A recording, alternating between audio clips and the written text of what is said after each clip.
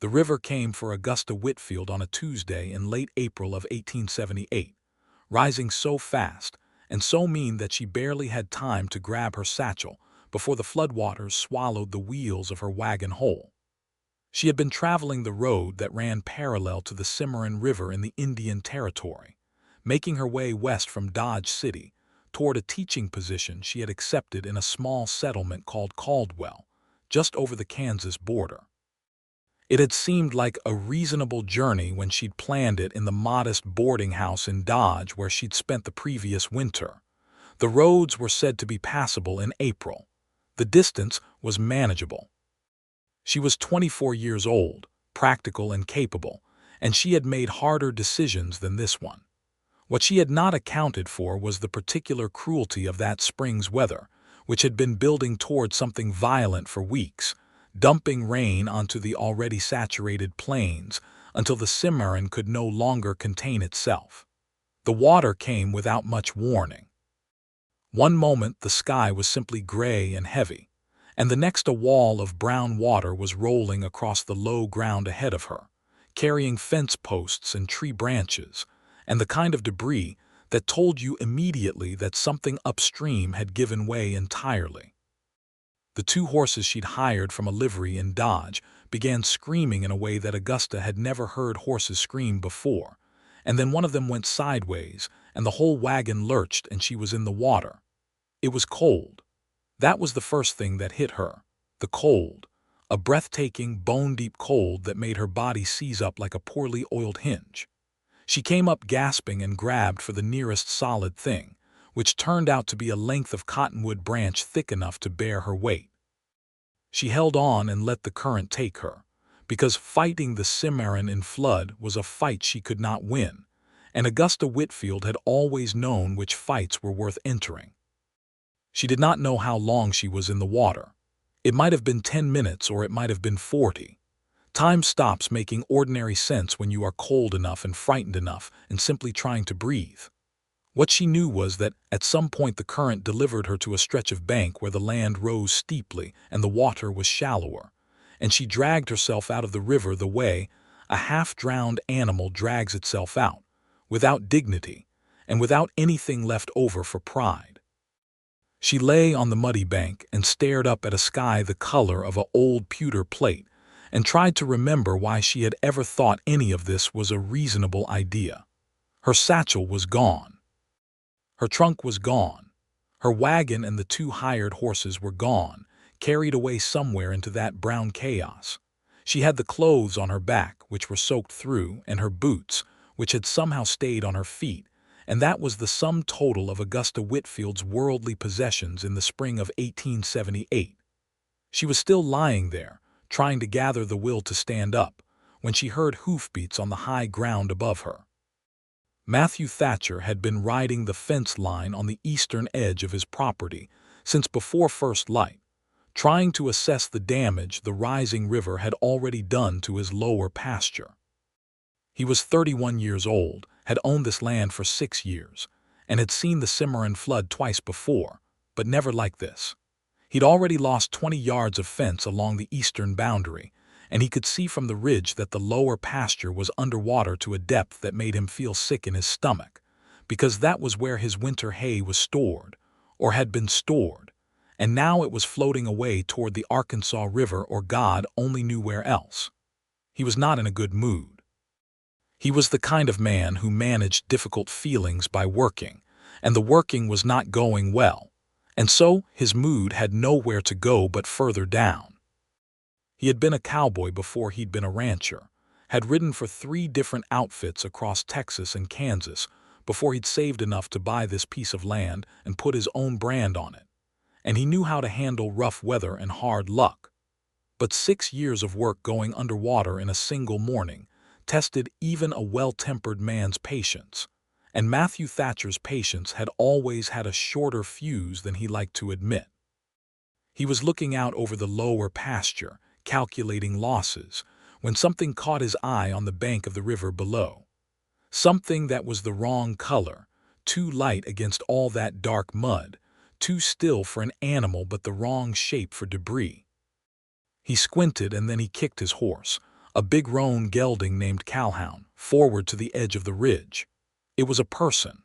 A woman lying on the bank, face up toward the sky, not moving. He was down the slope before he had consciously decided to go, Calhoun picking his way carefully through the sliding mud, and he was off the horse and kneeling beside her before he had time to think about what he would do if she was dead. She was not dead. She turned her head when he knelt beside her, and a pair of dark eyes looked up at him with an expression that was somewhere between exhaustion and the particular kind of irritation that comes from being in a situation one cannot entirely blame on anyone else. "I would very much appreciate some assistance," she said, in a voice that was steadier than it had any right to be, "if you are in a position to provide it." Matthew Thatcher stared at her for a moment. He had not expected that. "Are you hurt?" "My dignity is entirely destroyed," she said. "Everything else appears to be functioning." He helped her sit up and then stand, which she did slowly but without complaint, and he looked her over the way you look over a horse that's been through something hard, checking for damage. She was tall for a woman, dark-haired, with a face that was striking rather than pretty, all strong bones and direct eyes, and she was so thoroughly soaked and muddy that it was difficult to assess much else. "The river took me," she said, in case this was not already obvious. "I can see that," he said. "Was there a wagon?" "There was. It's gone. So is my luggage and everything in it." She paused. "And 2 horses that belong to a livery in Dodge City, which is going to be a problem." "Where are you headed?" "Caldwell. I have a teaching position." She said this in the tone of someone reminding herself why they are alive. "I am Augusta Whitfield. I was Augusta Whitfield before the river at any rate. I suspect I am still Augusta Whitfield now." Something shifted in Matthew's chest at that, something he couldn't quite name. Not humor exactly, though there was something about the way she said it that struck him as remarkable. More like recognition, maybe, the recognition of a particular kind of spirit that refuses to be reduced to its circumstances. "Matthew Thatcher," he said, "my land is up on the ridge. You'd better come to the house." Augusta looked up the slope toward the ridge and then looked at her boots and then looked at him. "I cannot pay you for your trouble," she said. "Everything I had was in that wagon." "I didn't ask you to pay me," he said, and he said it in a way that closed that particular conversation. Getting her up the slope took some doing. The mud was slick and she was exhausted in a way that went all the way down to the bone, and by the time they reached the top and she could see the ranch house below, her legs were shaking. Matthew Thatcher noticed this and said nothing about it, which she appreciated more than she could easily express.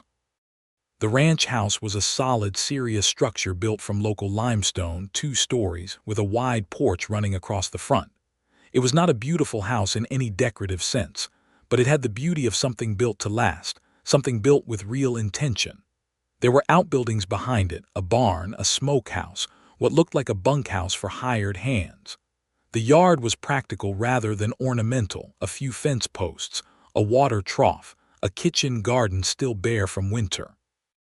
Inside, the house was clean in the way a man's house is clean when he lives alone and has no one to impress. The furniture was plain and sturdy. The fireplace in the main room was big and practical. There were no curtains on the windows and no rugs on the floors, but the floors themselves were swept and the dishes were stacked neatly on their shelves. A man who pays attention to things, Augusta thought, even if he doesn't pay attention to softness. Matthew Thatcher built up the fire without being asked and pointed her toward a door at the back of the main room. "There's a bedroom back there," he said. "Used to be my hired man's before he moved on. There are some dry clothes in the trunk in there. They'll be too big, but they're dry." He said this without looking at her directly, addressing the fireplace instead. "I'll have something hot when you come out." She wanted to say something gracious, and she couldn't quite find the words for it, so she just nodded and went through the door. The room was small and spare, with a single bed and a trunk and a window that looked out over the flooded lower pasture.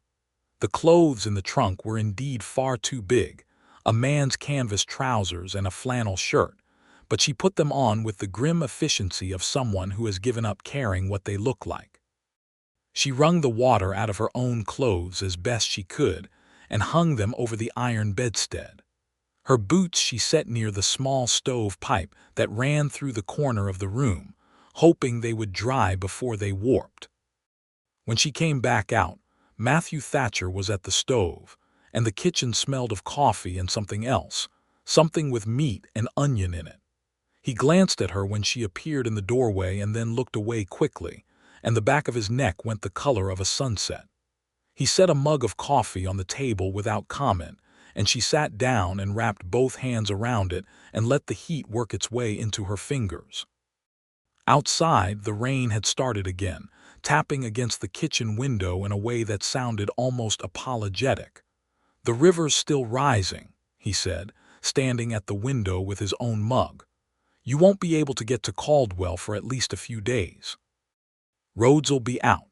Augusta had already arrived at this conclusion herself, but hearing it said aloud made it more real and therefore more difficult.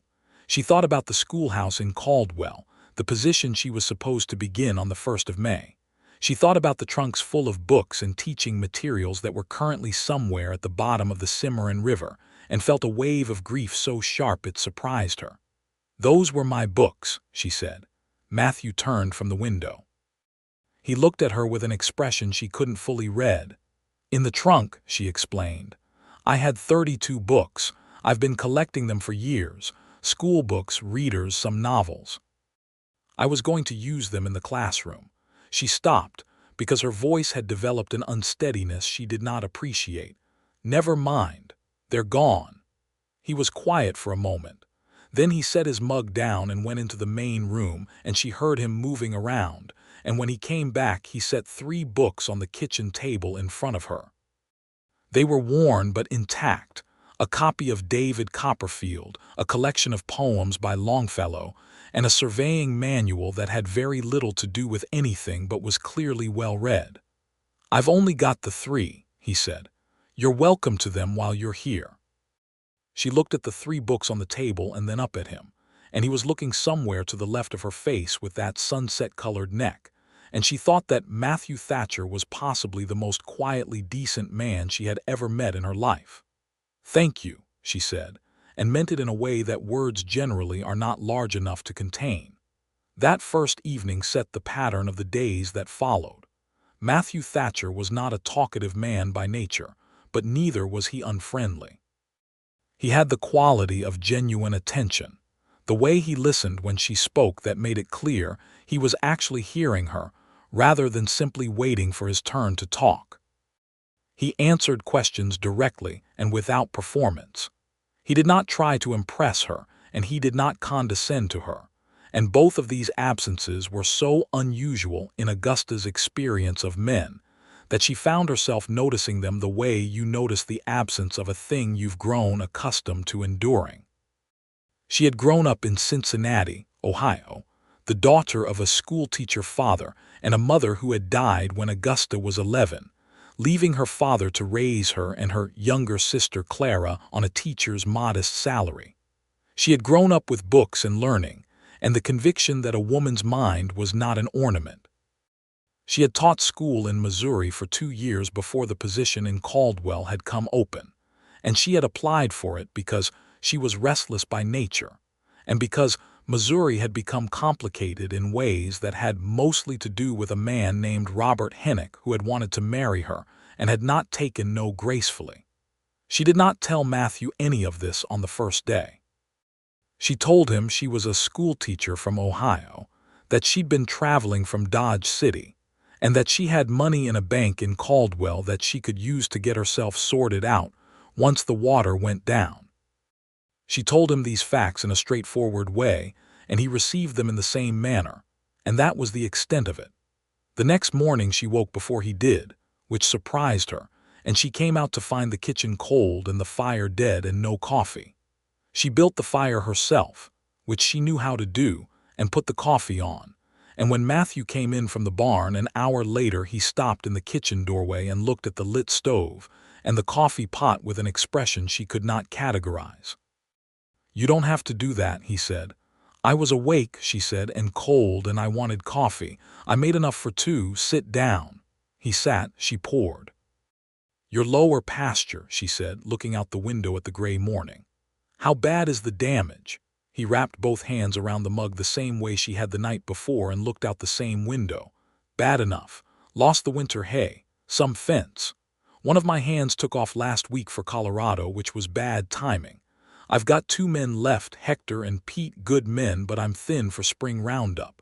He paused, then seemed to catch himself, as though he'd said more than he'd intended. "It'll work itself out." "Will it?" He looked at her directly then. "It always has.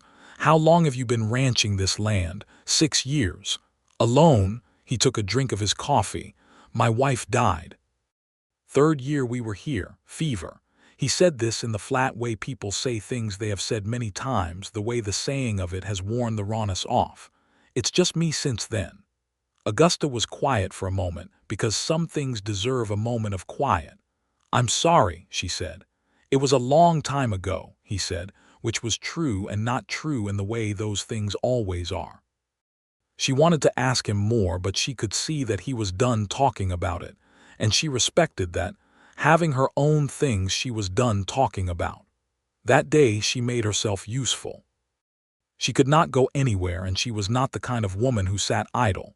So she took stock of his kitchen and reorganized it in a way that made better use of the space, moving the flour and the cornmeal and the salt to a shelf closer to the stove where they were actually needed. She found a loose hinge on the kitchen cabinet and asked him if he had tools, and he showed her where they were with a look of faint bewilderment, and she fixed the hinge herself. She swept the main room and beat the dust out of the one rug she found rolled up against the wall, then unrolled it and put it in front of the fireplace where it would actually serve a purpose. That evening she made the supper herself, a proper one, with the dried beans from his pantry and salt pork and cornbread. Matthew came in from a long day of fence repair and stopped in the main room doorway and looked at the rug on the floor. "You moved the rug," he said. "It was rolled up against the wall," she said, from the kitchen. "What use is a rug against a wall?" He looked at it for a long moment. "My wife picked that out," he said. "She bought it at the general store in Caldwell. I rolled it up after she died." Augusta appeared in the kitchen doorway with a dishcloth in her hand. She looked at the rug and then at him. "I can roll it back up if you'd like." "No," he said after a pause. "It looks better there."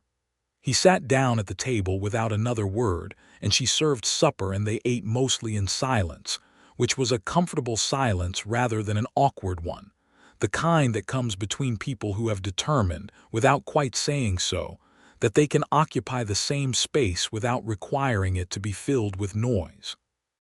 After supper, he read from David Copperfield by lamplight, and she sat across from him at the table and read the Longfellow, and outside the rain continued its patient work, and the Cimarron River went on rising.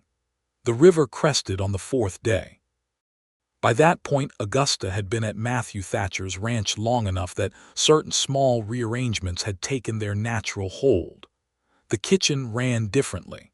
The main room looked different, with the rug down and 2 lamps on the mantel instead of 1, because she had found a second lamp in the back room and cleaned it and brought it out.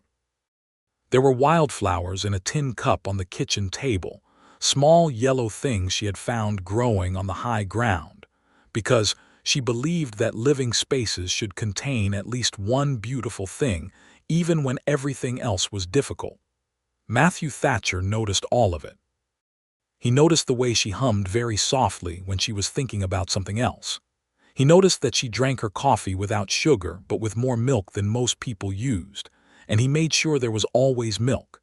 He noticed that she read with her legs tucked under her when she was on the armchair by the fire, which was a habit that struck him as entirely at odds with her otherwise composed and upright manner, and which he found, to his own private astonishment, charming. He had not thought about charm or anything adjacent to charm in a long time. He had not thought about a great many things that he was now finding himself thinking about. On the 4th day, Hector, one of his 2 remaining ranch hands, came to the house during the morning to report on the herd. He was a Mexican man in his late 40s, compact and serious, with a gray-streaked mustache and eyes that missed very little. He removed his hat when he came inside and looked at Augusta with unconcealed curiosity. "Miss Whitfield," Matthew said, with the particular awkwardness of someone performing an introduction they had not prepared for, "this is Hector Vega. He's been with me 4 years." Hector inclined his head with a grace that was entirely natural. "Señorita, Mr. Vega," Augusta said warmly, "would you like coffee? There's plenty." Hector looked at Matthew, then at the coffee pot on the stove, then at the yellow wildflowers in the tin cup on the table, then back at Matthew. A very small smile moved through his mustache and was gone. "Con mucho gusto," he said. "With great pleasure." He sat down and Augusta poured for him and then for Matthew and then for herself, and she sat at the table too, and Hector talked about the herd and the fence and the 2 horses they'd found down by the low pasture the day before, the ones that turned out to be from a Dodge City livery, which made Augusta look up very quickly. "Those would be mine," she said. "The horses I hired. They survived. Both of them," Hector said. "Wet and a little wild, but no real damage." Augusta set down her mug and pressed both hands flat on the table and closed her eyes for just a moment. "That is an enormous relief," she said. "The cost of those horses would have been a serious problem." Hector looked at Matthew again over her bowed head, and this time the small smile stayed a little longer. Matthew cleared his throat and asked about the fence on the east boundary, and they talked business. But every few minutes Hector's eyes moved to Augusta with the quiet satisfaction of a man who has been waiting for a specific kind of news for a long time. After Hector left, Matthew stood at the kitchen window watching him walk back toward the barn, and then he said without turning around, "I should ride out and look at the east pasture this afternoon." "I'll come with you," Augusta said. He did turn around then. "You'll come?" "I've been inside for 4 days," she said. "I'm going to go entirely mad if I don't get on a horse. Do you have a spare?" "I've got a brown mare named Dolly that's about as gentle as a horse gets." "Perfect," Augusta said, and got up to wash the coffee mugs. They rode out that afternoon in a gray but temporarily dry afternoon, Augusta on Dolly and Matthew on Calhoun, picking their way along the ridge above the still-swollen river. The land was soft and saturated, every color a deeper, richer version of itself, the grass a startling green, the muddy soil nearly black. The sky held the particular washed quality of spring after rain, that clean-swept blue trying to push through the clouds. Augusta rode well, Matthew noticed. She had the balanced, easy posture of someone who had ridden since childhood, not a showy rider but a confident one. She looked at the land with the full attention she gave everything, and she asked intelligent questions about the terrain and the fence lines and the cattle they could see bunched up on the high ground in the distance. "How many head?" she asked, shading her eyes to look at the cattle. "About 350, he said. "Down from 400 after the winter," she nodded thoughtfully. "And your spring market, that's in Caldwell, end of May. I drive 100 head up to the railroad at Caldwell." He paused. "Or I try to." "What stops you?" He hesitated. "The previous 2 years prices have been poor, and I'm short-handed for the drive." He looked out over the land. "It'll work out," he said, which was his default statement for things he was deeply worried about. Augusta said nothing for a moment then. "Tell me about the route." He looked at her sideways. "The cattle drive." "Yes. What's the route? How long does it take? What are the challenges?" So he told her because she had asked with genuine interest, and he was constitutionally unable to be unresponsive to genuine interest. He told her about the route north from the ranch through the rolling country to Caldwell, about the creek crossings and the risk of scatter if the weather turned bad. He told her about the year a thunderstorm had spooked the herd and they'd lost 2 days recovering scattered cattle. He told her about the market at Caldwell, the buyers who came up from the railroad companies, the way prices had dropped since the previous year because more outfits were bringing cattle up and the market was getting crowded. She listened to all of it. When he was done, she said, "Have you thought about timing it differently? If everyone drives in late May, the market is glutted. What if you arrived earlier?" "Earlier," he repeated. "Mid-May instead of end of May, before the rush. Would that be possible?" He turned this over in his mind the way he turned unfamiliar things, carefully checking it from multiple angles. It'd mean starting the drive sooner than I'd normally push the herd after winter. They need time to put on weight on spring grass. True, she said. But if you're losing on price every year by arriving when everyone else does, some weight loss on the drive might be worth the better price per head. She paused. I'm speculating, of course. I don't know your operation. But as a mathematical proposition, he stared at the distant cattle for a long moment. He had never thought about the timing that way, had never questioned the timing because the timing was how it had always been done, how every outfit in the region did it, and sometimes the right idea is simply the one nobody has said aloud yet. That's not a bad thought, he said. It might be a terrible thought, she said easily. I've never driven cattle. No, he said. It's not terrible. They rode in comfortable silence for a while after that, following the fence line down the ridge, and the clouds parted briefly and let the afternoon sun through, and the whole wet world glittered and steamed in the light. And Augusta turned her face up toward it with her eyes closed, and Matthew Thatcher watched her do this and felt something in his chest that he had spent 3 years carefully not feeling anything like. That evening, he moved the surveying manual from where it had sat untouched on the shelf for 2 years and left it on the table for her, because she had mentioned offhandedly that she'd been trying to understand land surveying, that it seemed like useful knowledge in a territory where land claims were still being settled. She found it on the table when she came down the stairs that evening and looked at it for a moment, and then looked across the main room at him where he sat by the fire. And the look that passed between them was entirely wordless and entirely comprehended by both of them. She sat down and opened the manual, and he went back to his reading, and neither of them said anything, and neither of them needed to. On the 5th day the rain stopped entirely, and the sky went a brilliant clear blue, and the Cimarron began, at last, to drop. Not quickly, not in any way that was going to resolve things by tomorrow, but dropping. Matthew could see the high water line on the cottonwoods along the bank, that dark mark above the current surface that told you how far you'd come down. He found himself not feeling relief the way he'd expected to feel it. Augusta was at the kitchen table when he came in from his morning assessment, writing something in a small notebook she'd found in the desk in the main room.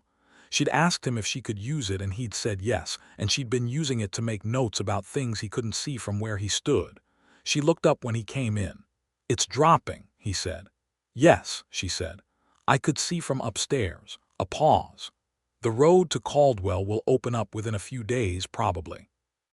"Probably," he agreed, and went to pour himself coffee. There was a quality to the following silence that was different from their comfortable silences. It had weight to it. "I need to get a message to the school board," she said, returning to her writing. "They'll be wondering why I haven't arrived." "Pete's riding into town tomorrow," Matthew said. Pete was his other ranch hand, younger than Hector, reliable and quick. "Nearest telegraph is in a settlement called Vernon, 10 miles east. He could carry a message." "That would be very kind," she said, not looking up from her notebook. He sat down at the table with his coffee and watched her write for a moment, which he knew was a thing he should not be doing quite so openly. "What are you writing?" She glanced up. "A letter to my sister in Cincinnati, and notes about my classroom plan. I had everything organized in the trunk, all my lesson plans, and now I have to reconstruct them from memory." She looked back down at the notebook. "I remember most of it. I remember most things." "I believe that about you," he said. She looked up again, and something in his voice had shifted just enough that she heard it, and for a moment they looked at each other across the kitchen table with the coffee pot between them and the morning sun coming through the window, and Matthew Thatcher looked away first. "I'll ask Pete about the telegraph," he said, and stood up. He spent the morning out on the ranch with Hector and Pete, assessing the state of the east pasture fence and deciding what needed immediate repair and what could wait. He worked hard in the way he always worked, with his full body and most of his mind, but some portion of his mind was elsewhere, and Hector noticed. They were stretching wire along a repaired fence post when Hector said, without preamble, She is a remarkable woman. Matthew kept his eyes on the wire. She's a schoolteacher. That is not what I said. I know what you said. Hector drove a staple into the post with economical precision. It has been 3 years, Matthew. I'm aware of how long it's been. Longer since you have seemed like yourself. Matthew looked at him then because Hector was not a man who said unnecessary things. Hector met his eyes calmly and without apology. She's leaving, Matthew said. The river drops, she goes to Caldwell. Caldwell, Hector said, is 30 miles north. Matthew had nothing to say to this, so he went back to the wire. That afternoon, Augusta found Matthew's wife's garden. It was at the south side of the house, and it had been untended for 3 years, overgrown with last year's dead weeds and this year's early ones. But beneath the overgrowth she could see the ghost of structure, the careful rows someone had laid out, the mature rose bush that had survived on pure stubbornness, even what looked like the remnants of a kitchen garden section with old stakes and rotted twine still in place. She spent 2 hours that afternoon clearing weeds from around the rosebush and the small section of kitchen garden. She did not ask permission because she did not think she needed it, and because she was the kind of woman who acts and explains later. When Matthew came around the side of the house and found her on her knees in the mud pulling weeds, he stopped walking. She looked up at him, hands black with soil, and something passed across his face that she could not quite name. "I hope you don't mind," she said.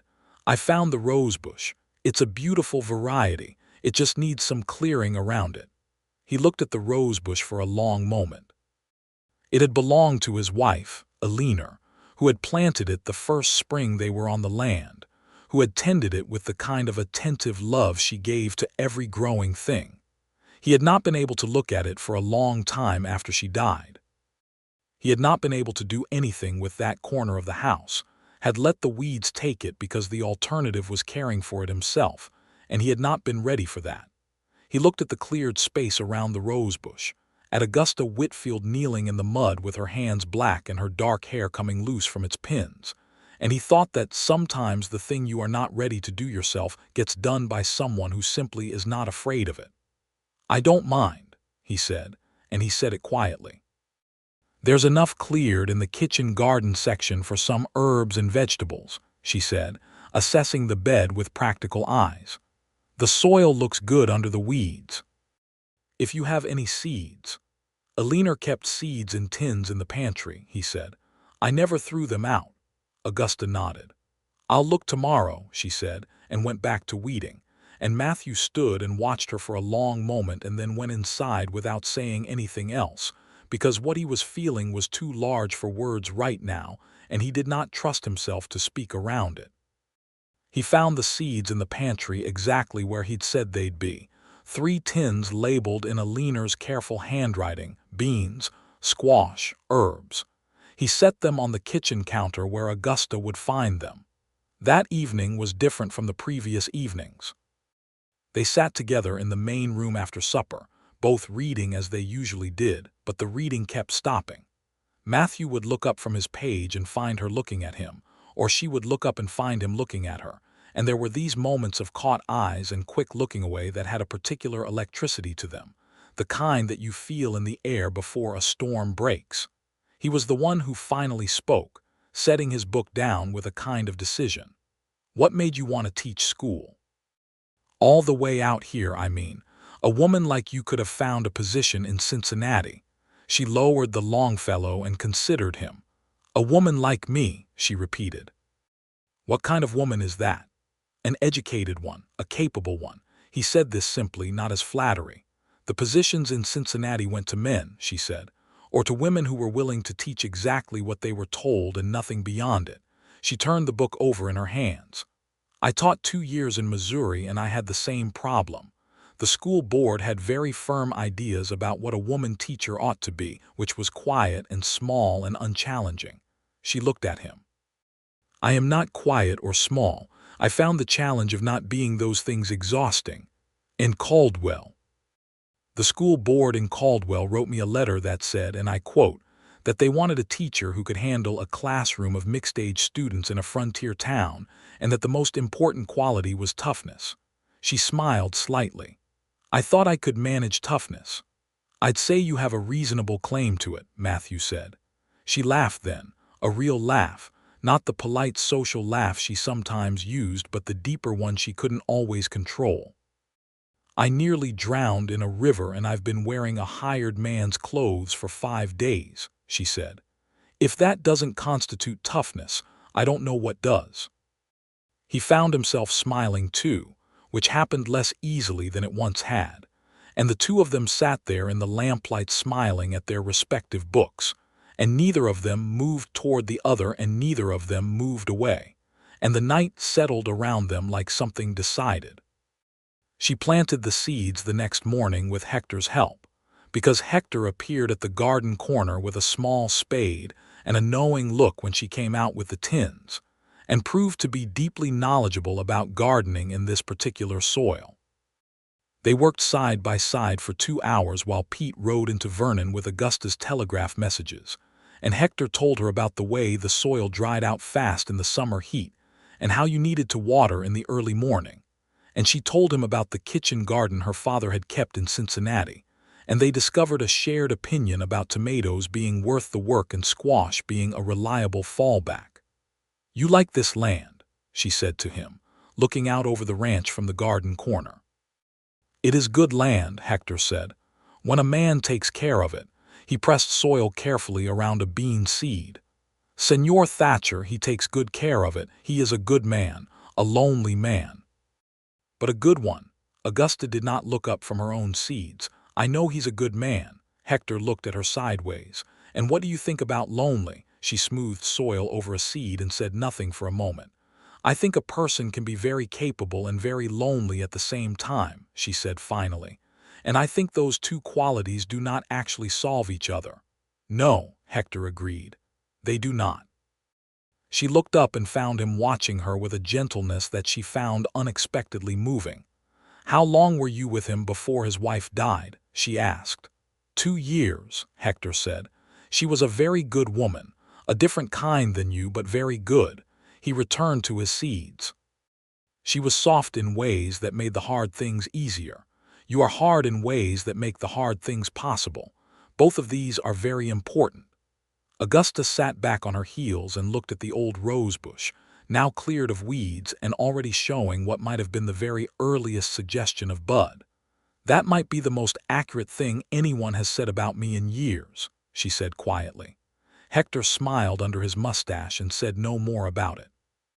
Pete returned from Vernon in the early afternoon with a telegram response from the Caldwell School Board, which said that they were relieved to hear she had survived the flood, and that her position would be held for her until she was able to travel. It also said that a replacement trunk was being arranged through the school board's fund and would be waiting for her at the general store in Caldwell. She held the telegram and read it twice, and felt the particular relief of things working out that you had worried would not work out. She had been holding a quiet anxiety about the school board, about whether they would simply fill her position with someone else, and now that anxiety could be set down, and she felt lighter without it. She told Matthew at supper, and he nodded, and said he was glad to hear it and asked her to pass the salt, and the ordinariness of the conversation somehow made her feel both better and worse at once. The river continued dropping. By the 7th day it was clearly subsiding, still high but no longer violent, and Matthew told her that if the weather held, the road north would probably be passable within 2 or 3 days. 2 or 3 days. She went asleep that night thinking about it. The bedroom had become, in the way that spaces do when you inhabit them long enough, hers in a small way. She'd arranged the 2 books she was alternating between on the small table by the bed. She'd found a mirror in the bottom of the trunk and propped it against the wall. Her clothes, now clean and dry and pressed as well as she could manage, hung on the back of the door. She would leave all of this, she thought, in 2 or 3 days. She would ride to Caldwell on Dolly, or perhaps Matthew would take her in the wagon if his wagon road was clear, and she would begin her life as a schoolteacher in a frontier town, which was what she'd wanted, what she'd chosen, what she'd planned. She could not understand then why the prospect felt so much more complicated than it had before. She got up before dawn the next morning, as she had gotten into the habit of doing, and made the coffee and the fire, and she was standing at the kitchen window watching the sky lighten over the eastern hills when she heard Matthew come down the stairs. She could tell his footfall from Pete's and Hector's by now, the particular weight and rhythm of it. He came into the kitchen and stopped when he saw her at the window. She had her coffee mug in both hands, and she was wearing her own clothes now, her own blue dress, washed and dried and pressed, and her dark hair was down rather than pinned because she had not yet pinned it. "You're up early," he said, and his voice was quieter than usual. "I couldn't sleep," she said. He came and poured his coffee and stood beside her at the window. The sky was doing the thing it does in the moments before sunrise, going from black to a deep bruised purple along the horizon, and the land below was still dark but softening. "The river's down another foot," he said. "I know," she said. They stood side by side at the window in the gray before morning with their coffee, and the silence had a quality that was different from all the previous silences, something taut in it, something that had to be navigated carefully. "I've been thinking about what you said," he said at last, "about the timing of the cattle drive." She looked at him. "I'm going to try it this year," he said. "Drive in mid-May instead of late. You might have just saved me a bad season." "I might have made it worse," she said. "You'll have to let me know how it turns out." He turned to look at her. The light was growing steadily outside, and it caught the side of his face, and she could see the lines at the corners of his eyes, the ones that came from years of squinting against the Kansas sun, and the particular set of his jaw which was a combination of stubborn and thoughtful that she found entirely characteristic of him. "I'd like to do that," he said. "Let you know how it turns out." She held his gaze. "I'll be in Caldwell," she said, 30 miles north." "I know where Caldwell is," he said. "I'm just saying," she said. "I know what you're saying," he said. She turned back to the window. The sun was just beginning to break the horizon, a thin line of orange that widened slowly, impossibly slowly, the way all the best things happen, arriving before you're quite ready for them. "Matthew," she said, and was startled to hear her own voice use his given name for the first time without preparation. "Augusta," he said, in exactly the same tone. She laughed, and so did he, quietly, and the laugh broke some of the tautness without breaking the thread it was wound around. "I'm going to miss your kitchen," she said, which was not at all what she meant, and he knew it. "You rearranged my entire kitchen," he said. "It needed rearranging." "My whole house needed rearranging," he said, and the word "my whole house" held a great deal more than the words themselves. She turned to look at him fully then, and he was looking at her fully, and in the growing morning light, with the coffee warm in their hands, and the smell of the turned garden coming through the gap in the window frame, something happened between them that did not require words to be real. It was the kind of thing that does not need to be declared to exist. It simply is, the way the river simply is, the way the land simply is, prior to anything you might say about it. He set his mug down on the windowsill. She set hers down beside it. He raised one hand and tucked a loose strand of her dark hair back from her face, and the touch was so careful and so gentle that she felt it all the way through her. "I know you have a position to get to," he said. "I do," she said. "And I know you're not a woman who gives up what she's worked for." "I'm not." "Good," he said. "I wouldn't want you to." And then he bent and kissed her, gently, with the particular care of someone who has been a long time without tenderness, and has not forgotten how it works, only learned a new respect for it. She kissed him back with all the directness that was simply her nature, her hands coming up to the front of his shirt, and when they pulled apart she kept her hands there and looked up at him in the growing light and felt something resolve in her chest like a question answering itself. 30 miles is not so far," he said. "No," she agreed. "It's really quite manageable." He covered her hands with his, where they rested on the front of his shirt. "I'd like to call on you in Caldwell," he said, in the formal way that made her want to laugh and not laugh at the same time. "I would like that very much," she said with equal formality, and then she did laugh and he smiled, and outside the sun cleared the horizon entirely and the whole wet spring world went gold. She was not ready to leave, and she said so, simply and without drama, and he said he was not ready for her to go, and they agreed without much discussion that she would stay another 2 days. Not for the roads, though the roads were genuinely still uncertain. Because 2 days was 2 days, and they had both spent enough time alone to know that 2 days of something real is not a thing to rush past. Those 2 days had a different quality from the days before. The constraint was lifted. The thing that had been there between them was now acknowledged and could be spoken around and through rather than carefully avoided. He showed her the rest of the ranch, the parts she hadn't seen yet, the upper pasture where the best grass grew, the spring-fed creek that ran along the north boundary, the limestone ridge where you could see for miles on a clear day. They stood on that ridge in the afternoon of the 9th day, and the land spread out below them in every direction, green and gold and impossibly wide. And Augusta felt the particular feeling she had felt several times in her life that meant she was in exactly the right place. "It's beautiful land," she said. "It is," he agreed. "You built something real here, Matthew." He looked at her. "I'm working on it," he said, which was both an answer to what she'd said and something else. She understood what the something else was. That evening they sat together on the front porch for the first time, because the nights had finally turned warm enough, and they watched the stars come out over the Kansas plain in their hundreds and thousands, the way stars can only come out in a place with no competing light. He had his arm around her shoulders with the ease of something that had always been there but only now been acknowledged, and she leaned into him with an absence of self-consciousness that surprised her. She was not by nature a leaning person. "Tell me about a leaner," she said, because she thought he needed to be able to, and because she was not afraid of the truth of his life. He was quiet for a long moment, and she did not press. Then he said, "She was 22 when we married. She came from a family in Independence, Missouri, well-established people. Her father had some reservations about her marrying a cowboy with land ambitions and not much else, but a leaner had made up her mind." He paused. She was the kind of person who made up her mind about a thing and then simply proceeded, and there wasn't much in the world that could redirect her. He was quiet again.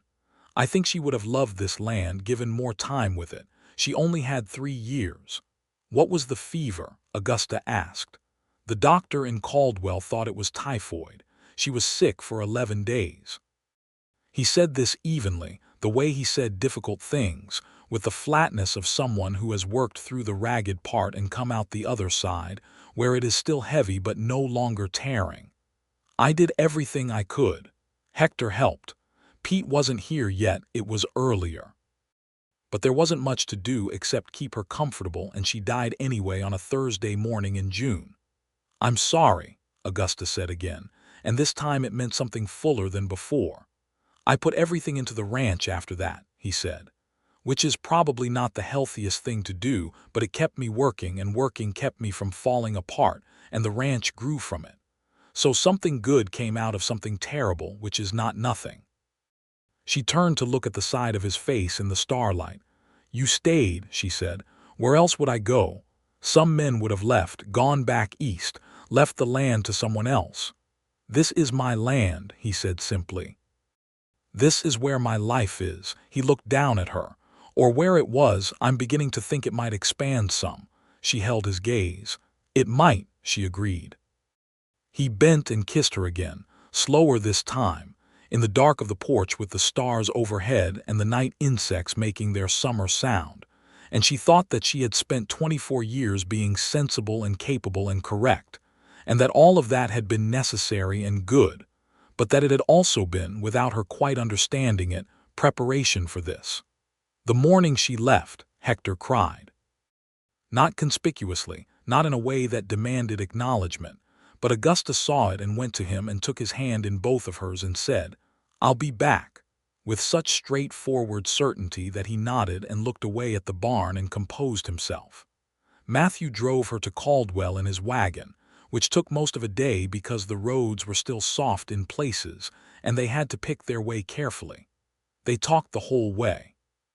She had not understood until now quite how much she and Matthew Thatcher had to say to each other when the constraint was off, when the thing between them was settled and open. He told her about his years as a cowboy, riding for different outfits across Texas, learning the land from the ground up. She told him about her years in Cincinnati and Missouri, the student she remembered most clearly, a boy in Missouri who could not read at 12 years old and whom she had taught to read over the course of a winter, one-on-one, early mornings before school, until the day he'd read a full paragraph aloud without stopping. "That's the kind of thing," Matthew said, listening. "What do you mean?" "The kind of thing that tells you who a person really is," he said. "What they do when they don't have to." She looked at him sideways. "You're surprisingly philosophical for a rancher." "I've had a lot of time alone on this land," he said. "Alone time has a way of making you philosophical whether you want to be or not," she laughed. "I wouldn't know. I've spent most of my life in crowded schoolrooms." "Maybe that's why you're direct," he said. "No room to be otherwise." "Maybe," she said. "Or maybe I just came out this way."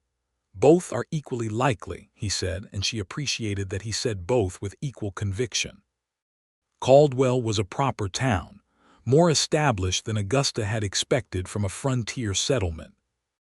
It had a main street with a hotel, 2 saloons, a general store, a livery, a bank, a barber shop, and a newspaper office, alongside various other businesses of the frontier variety.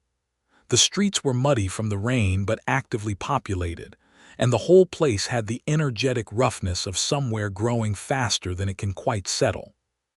Matthew pulled up in front of the hotel, and a woman appeared on the boardwalk, a large and formidably capable-looking woman of about 50 who turned out to be Mrs. Eliza Crow, who was both the chairwoman of the Caldwell School Board and the owner of the hotel. "Miss Whitfield," she said, with the directness of a woman who had been running things for a long time, "we are very glad you're alive. We heard about the flood." She looked at Matthew on the wagon seat with sharp and comprehensive eyes.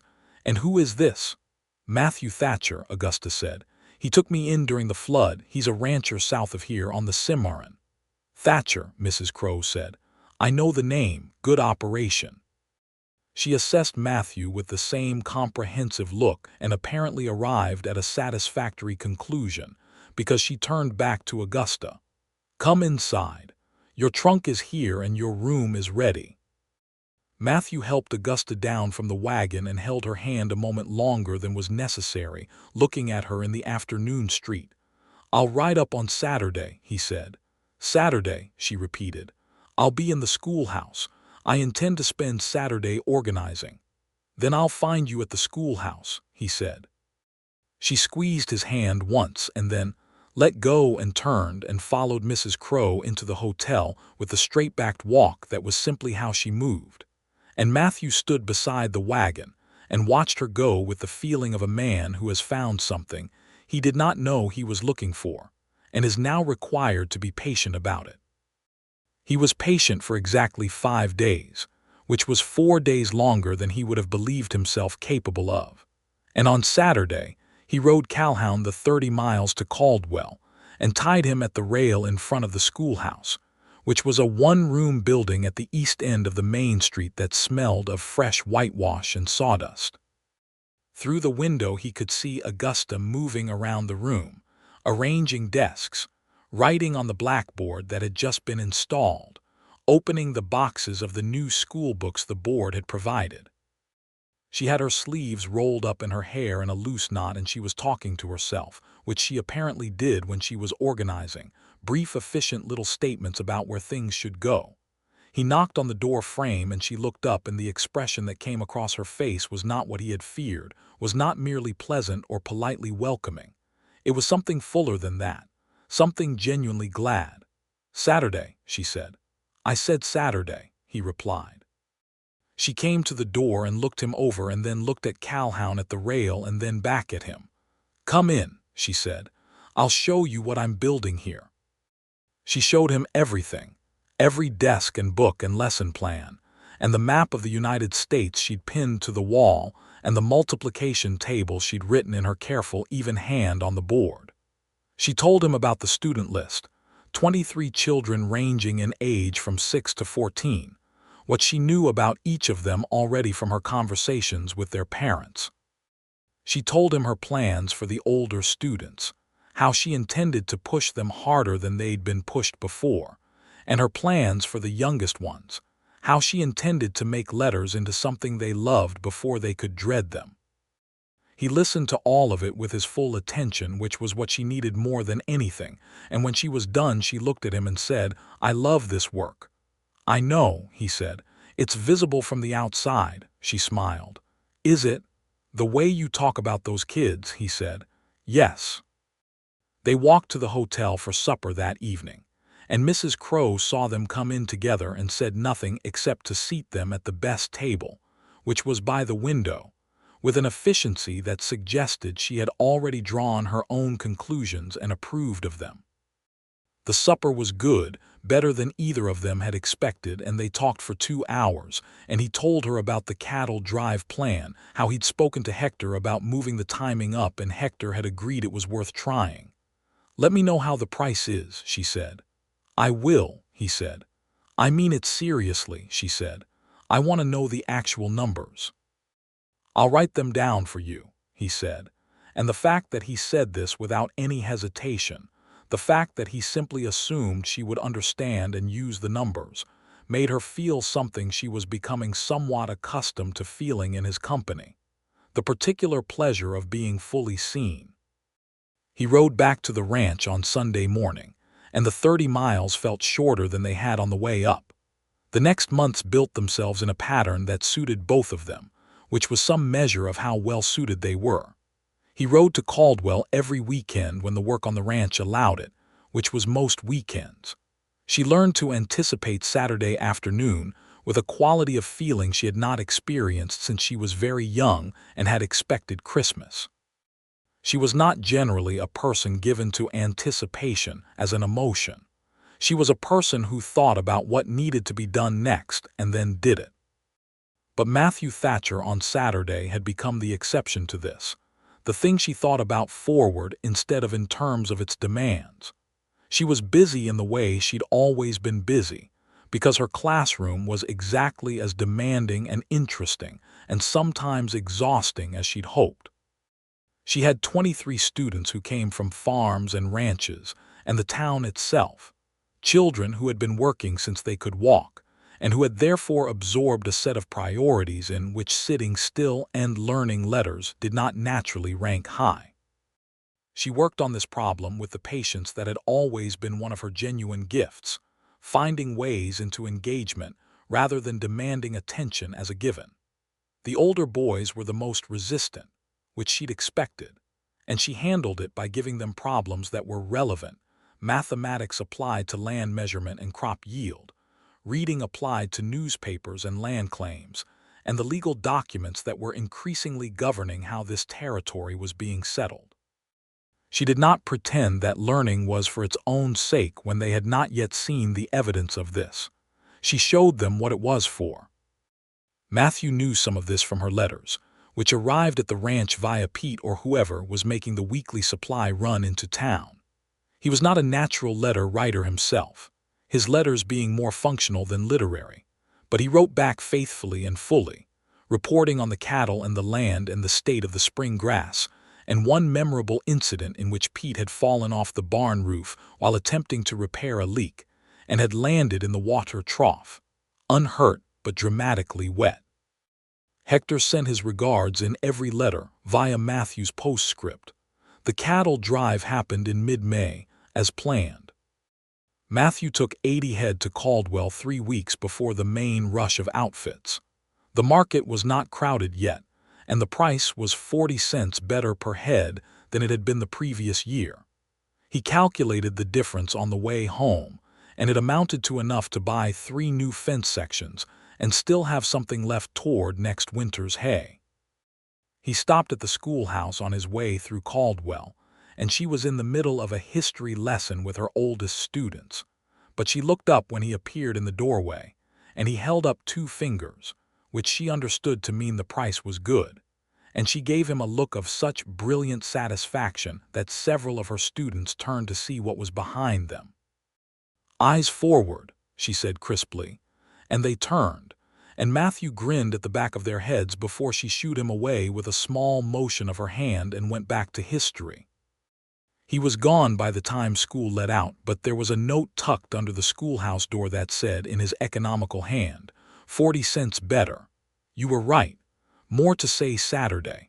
And she folded it and put it in her dress pocket and kept it there all week.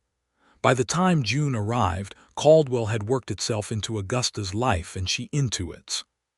She had become a known figure in the town, someone people stopped to speak to in the street, someone whose opinion was sought on practical matters both inside and outside the classroom. Mrs. Crowe had appointed her to a committee working on getting a proper library established in Caldwell, which Augusta attacked with considerable enthusiasm. The town had its rough edges. The 2 saloons did considerable business, and there was occasionally the kind of noise at night that came from competing interpretations of the law, and the treatment of the few black families in town, and of the Mexican workers who came and went with the seasons, was something Augusta could not always address directly, but could never quite be silent about either, speaking when she could to the school board about inclusion, and to parents about who sat next to whom in her classroom. She integrated her classroom without making an announcement of it, simply seating children by age and ability rather than by any other principle, and waited to see if anyone would object. Mrs. Crowe raised an eyebrow at the school board meeting but did not object, and the parents who had opinions found that Augusta Whitfield's opinions were harder and more precisely argued than their own, and most of them eventually retreated.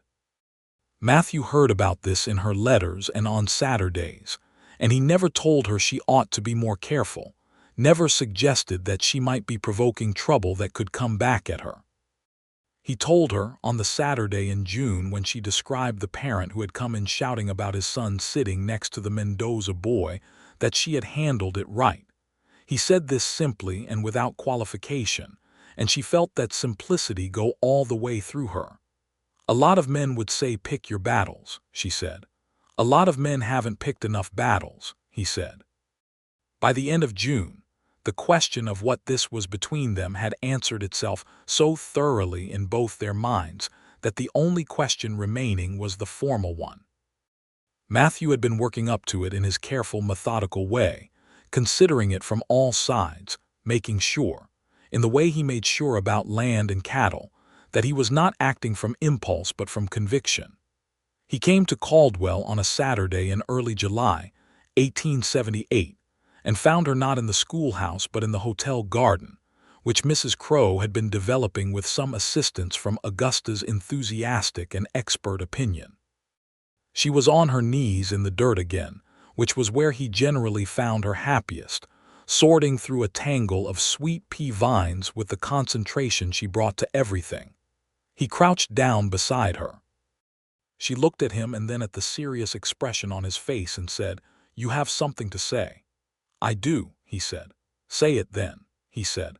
"I want you to marry me, Augusta." He said it simply and directly without performance or preamble because that was how he did things and she would not have wanted it any other way. "I know you have your work here and I don't want to take you from it. The ranch is 30 miles, which is a day's ride. We can figure out the geography." "I want to figure out the geography. I want to figure all of it out with you." He met her eyes. "I've been alone a long time and I thought that was just what my life was now. You showed up in a flood and changed my mind about that." Augusta sat back from the sweet peas and looked at him for a long moment. She had the look she got when she was thinking seriously, the slight narrowing of her eyes and the stillness. "The teaching position," she said. "I know. I'm not giving it up." "I know," he said. "I'm not asking you to." She tilted her head. "You'd accept a wife who lives 30 miles from you during the school year." "I'd accept a wife who does what she was made to do," he said. "Even if what she was made to do takes her 30 miles from me on weekdays, I'll still have Saturdays." A pause. "And summers. Schools don't run in summer." She absorbed this. He waited, which was something he was genuinely good at. "Matthew Thatcher," she said finally, "I have thought you were a remarkable man since approximately the second day I was in your house and you moved over the surveying manual." "The surveying manual?" He looked confused. "You put it out for me," she said, "because I'd mentioned wanting to understand land surveying. You didn't make a thing of it, you just put it there." She held his gaze. "That is the kind of person you are. That is why I want to marry you." "Is that a yes?" "That is a complete and unqualified yes," she said, and then she was kissing him in Mrs. Crow's hotel garden with mud on her hands and sweet pea vines around them. And it was not a dignified proposal scene in any conventional sense, but it was entirely theirs. Mrs. Crow appeared in the garden doorway approximately 90 seconds later, assessed the situation with her comprehensive eyes, and disappeared back inside to make tea with a small private smile that she shared with no one. They were married in September of 1878, when the school year had just begun, and the September grass was still green, and the mornings had that first cool breath of autumn in them. The ceremony was in the Caldwell Church, a small one but sufficient, and the whole thing was simple and direct and entirely reflective of who they both were. Hector Vega stood beside Matthew, dressed in his best and visibly emotional, and Mrs. Crow sat in the front row with the satisfaction of a woman whose instincts have been vindicated. The vows were the standard ones, but they said them to each other like they meant each particular word, because they did. When the minister said Matthew could kiss his bride, Matthew looked at Augusta for a moment first, the look that had started at the kitchen window in the morning before the sun came up, the look that meant he was paying full attention to the specific fact of her existence. And then he kissed her, and a sound went through the assembled guests that was not quite a cheer and not quite a sigh, but something in between, the sound of a community witnessing something true.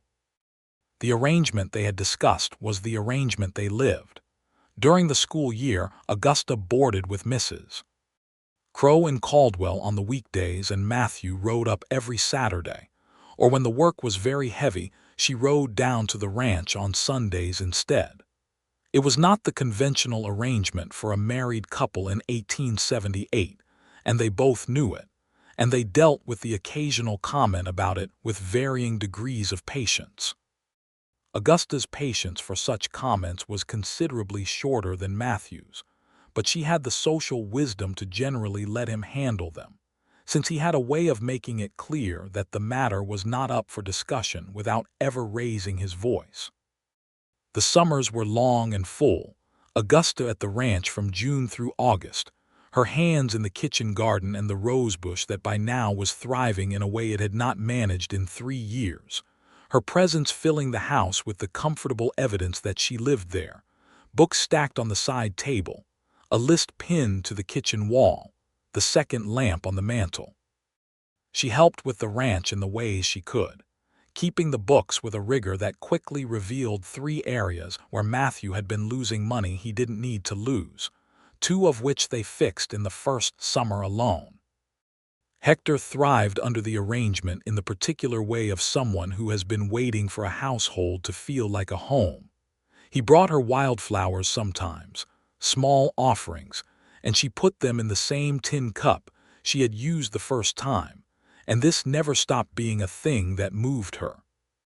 In November of 1879, Matthew Thatcher rode to Caldwell on a Saturday with a particular look about him, the kind of look that comes when a man is trying to be composed about something he is not at all composed about, and took Augusta out of the schoolhouse and told her that Hector had found a letter in the supply run that morning, from a land office in Kansas City, informing Matthew that the eastern boundary of his property had been improperly surveyed when the original claim was filed, and that there was a competing claim from a man named Aldridge who was saying the east pasture was his. This was, Matthew explained, a serious problem because the east pasture was his best grazing land and also represented about a quarter of his total acreage. Augusta asked to see the letter. She read it twice. She asked him where his original land deed was. He said in the metal box under the bed at the ranch. She said they were riding back to the ranch today, not tomorrow. He said the school. She said school could manage one Monday without her. This was urgent. They rode back to the ranch that afternoon, and she spent the evening with the land deed and the surveying manual, the same worn copy he'd had on his shelf since before she arrived, which she now knew inside out. She made notes in her small notebook. She asked Matthew questions about the original purchase and when the survey had been done and by whom. The next morning she told him what she'd found. The original surveyor's marks were described in the deed with specificity, and the Aldridge claim overlapped, but the description in Matthew's deed was earlier and more complete. The competing claim was from a man who had filed later and whose surveyor had either made a genuine mistake or had been encouraged to. She wrote a letter to the land office in Kansas City herself, because her handwriting was clearer and her legal reasoning was more precisely expressed than Matthew's would have been, citing the specific sections of the deed and the surveying record and the dates of the competing claims. She sent it with Pete on his next supply run. The land office wrote back 6 weeks later to say that Matthew Thatcher's claim to the east pasture was confirmed, and that the Aldridge claim had been denied on the basis of the documentation provided. Matthew read the letter twice at the kitchen table and then put it down and looked across the table at his wife and said, "I knew you were going to be useful." "I am frequently useful," she agreed. "I am deeply aware of this," he said, and reached across and covered her hand with his. They had their first child in October of 1880, a boy they named James Hector Thatcher, the second name being Matthew's idea, and one that made Hector Vega have to go see about something in the barn for a while when he heard it. James was a solid, interested baby who looked at the world with his mother's dark eyes and his father's general stubbornness, and whose arrival caused Augusta to take a term off from teaching, which she managed with the particular grace of someone doing something difficult, because it is right rather than because it is easy. She was back in the Caldwell schoolhouse by spring, James spending his days with Mrs. Crow, who had announced without being asked that she was available for exactly this purpose, and who turned out to be a woman of warmth as well as formidability when presented with a baby she approved of. The ranch grew steadily in those years. Matthew drove cattle to Caldwell in mid-May every spring, consistently beating the market rush, and the operation expanded from 350 head to over 500 by 1883. Pete married a woman named Ruth from a farm east of Caldwell, and they built a small house at the edge of the ranch property, and the ranch took on 2 more hands, young men from Texas who were reliable and willing to learn. Hector remained. He would have stayed, Augusta thought, regardless of wages or weather or any other factor, because the ranch had become his home in the same way it had become hers. She occasionally caught him looking at James with the expression of a grandfather, and eventually she stopped thinking of it as an occasional expression and started thinking of Hector Vega as exactly that. In 1882, Augusta was asked by the Caldwell School Board to take on the role of head teacher, which involved a raise in salary and the responsibility of overseeing the curriculum and the newer teachers the growing town required. She accepted with the directness that was simply her way, and spent a weekend at the ranch going through the surveying manual again, because she wanted to propose a land measurement curriculum for the older students, and she wanted it to be precise. Matthew sat across the table from her while she worked and read his newspaper, and occasionally looked up at her with a look she had learned to recognize as the one that meant he was quietly, completely happy. She looked up and caught it once and said, "What are you looking at?" "You," he said. "That's a very obvious answer," she said. "It's an obvious situation," he said. "You're at my table working on something that's going to help 20 children learn something useful. I'm looking at you the way I generally look at things I'm glad exist." She looked at him for a moment and then put down her pencil and said, "Come here." He came.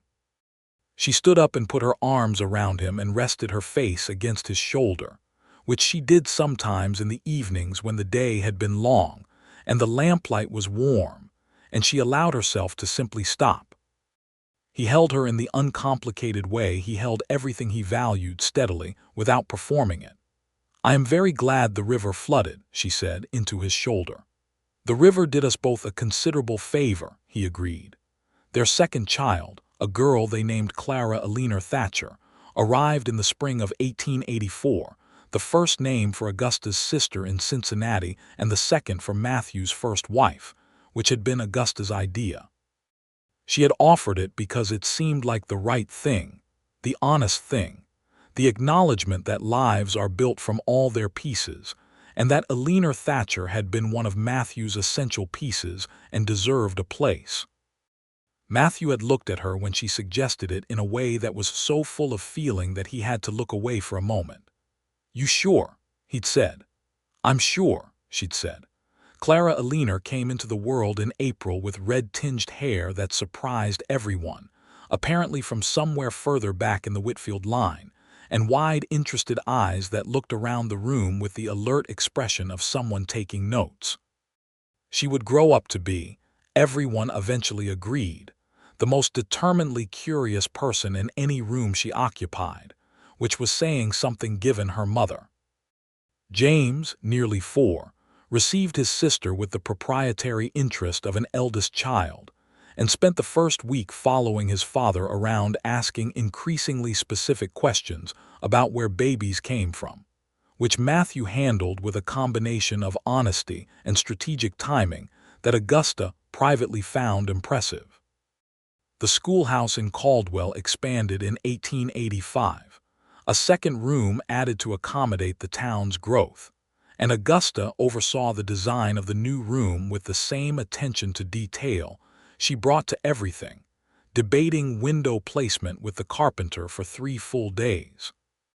Matthew came to check on the progress one afternoon and found her in a spirited disagreement with the carpenter about whether the north or south wall was the better placement for the reading corner. He stood in the doorway and watched for a moment and then said, to no one in particular, "She will win this." "I heard that," Augusta said, without looking away from the carpenter. "I know," he said, "she won."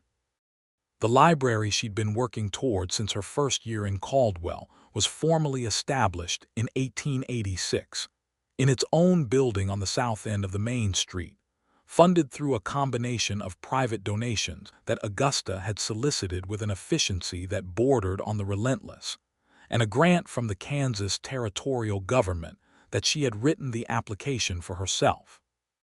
The opening day was a Saturday in May, and Matthew was there with Hector, who had dressed formally for the occasion, and James, who was nearly 6 and understood about books, and Clara, who was 2 and understood about nothing yet but was extremely interested in everything. Augusta stood at the door of the library and watched the people of Caldwell come inside for the first time, the children running their hands along the spines of the books with that particular reverent excitement. And she thought about 32 books that had gone down into the Cimarron River in April of 1878, and about the 3 books Matthew had set on his kitchen table that first night, David Copperfield and Longfellow and the Surveying Manual, and about how those 3 had been more than enough. Matthew found her at the door and stood beside her and looked at what she was looking at and said nothing, which was exactly right. She reached across and took his hand without looking at him, and he closed his fingers around hers, and they stood together watching the library they had both, in their different ways, built, while James ran between the shelves and Clara sat on the floor pulling her boot off with the intense concentration of a toddler, and Hector stood by the window with his hands behind his back, looking extraordinarily pleased with the state of things. That evening on the ranch porch, the same porch where she had learned the stars and told him she understood about Eleanor, they sat together in the late spring dusk with coffee, because the lamplight was still warm enough that they didn't need the fire, and Caldwell was visible as a faint glow on the northern horizon, and the ranch spread out around them in every direction, and the night was full of the particular peace that comes when you are in the right place with the right person and you both know it. 32 books, she said. He looked at her. What? I lost 32 books in the Cimarron River in 1878, she said. I counted today. The library has 463. I counted those too. He was quiet for a moment, thinking about the math of this. You're saying the river did you a favor. I'm saying the river introduced me to a man who put 3 books on a kitchen table, she said, and that everything else followed from that. He looked at her with the look she had first recognized in April of 1878 in the morning light, the look of full attention, the look that meant she was entirely seen. You followed from that, he said. Everything else followed from you. She leaned into his side and his arm came around her, and they watched the dusk come down over the Kansas plain, that great wide peaceful country that was both of theirs now, that had been made theirs through flood and fence repair and kitchen reorganization and garden planting and cattle drives and land claims and a library and 2 children and a rosebush that bloomed every June in more abundance than it had managed in all the years before. Inside the house, James was asleep with a book he'd borrowed from the library spread open on his chest, because he had inherited his mother's reading habit completely. Clara was asleep in her small bed with the red-tinged hair spread across the pillow, one arm flung out in the expansive way she did everything. Hector was in his room at the back of the bunkhouse, likely writing in the journal he had kept for 30 years. Out on the porch, Matthew and Augusta Thatcher sat in the settling night and said nothing more, because everything had been said, and the rest of it was simply life, long and full and theirs, stretching out ahead of them like the Kansas plain in every direction, clear to the horizon.